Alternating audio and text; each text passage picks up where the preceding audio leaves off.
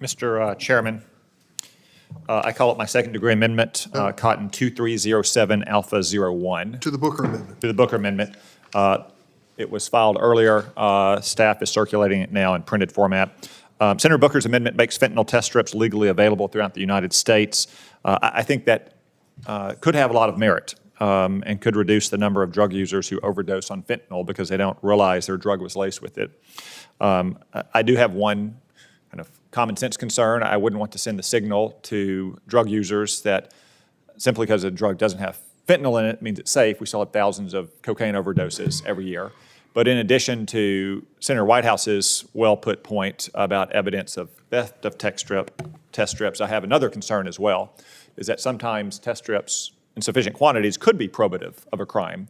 If someone had a handful of test strips, maybe they're using them for themselves or a person's close to them who are drug users.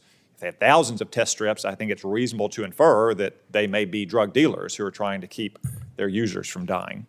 Now, I can accept that fact, though, with a potential compromise or trade-off here, which is what my amendment does on a related issue. If we're ensuring that fentanyl test strips are legally available everywhere, we should also ensure that fentanyl analogs aren't legally available anywhere. So my amendment would simply make permanent the DEA's class scheduling of all fentanyl-related substances, which was originally established in 2018 and which we, as a Congress, have repeatedly extended. These fentanyl class-wide controls work. The government reports a more than 95% decline in new fentanyl analogs coming onto the black market since the 2018 scheduling went into effect. There's still far too many fentanyl deaths today, but there would probably be many more if this scheduling were not in effect. So to be clear, my second-degree amendment would not disturb Senator Booker's amendment. It would, however, add a provision that maintains existing law on new fentanyl-related substances. If my second-degree amendment is adopted, I could also support Senator Booker's amendment. So to make it clear, you're not striking the Booker Amendment, you're amending it? Correct.